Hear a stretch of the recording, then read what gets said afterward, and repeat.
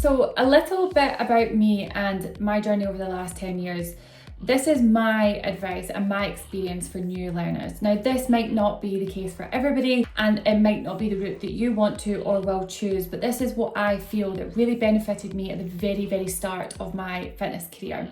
I had been self-employed for 5 years now, and I was also employed for the first 5 years. And one of the best things that I personally feel that I did was spend as much time in employment as possible within the fitness industry. So when I got qualified, I was working at my local leisure centre, which was a hugely beneficial experience from 2015 up until 2020. Working in my local council gym was one of the best things I personally feel that worked really well for me, purely on the basis that it allowed me to work with multiple different people that were on different journeys. So within the leisure centre, they had clubs for youths, which allowed me to work with children. I went down my exercise referral route, which I was then able to teach Active Options, which was our local programme in connection with the NHS, which allowed me to work with people with medical conditions, injuries, and allowed me to think outside the box when it came to teaching people exercise. This is what really taught me on how to be adaptable to people's needs.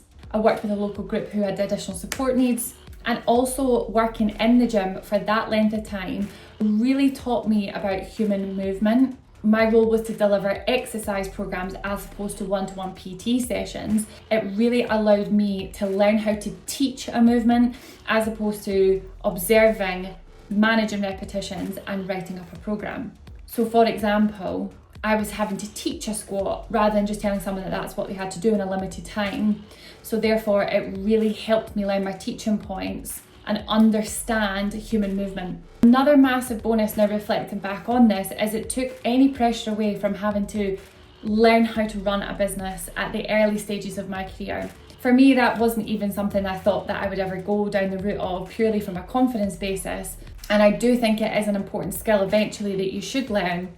But being in an environment where you don't have that pressure and simply learning to work with people in person, learning how to communicate, learning how to teach people properly, and understanding how the body works was a huge benefit to me at the early years at the start of my fitness career.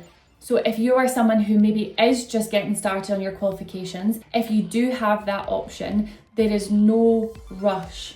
The self-employed and the online world may seem very, very exciting, but spend as long as you can without the pressure to build up those skills, because when the time is right, that might be something that you consider, then it will hugely benefit you when you spend the time learning.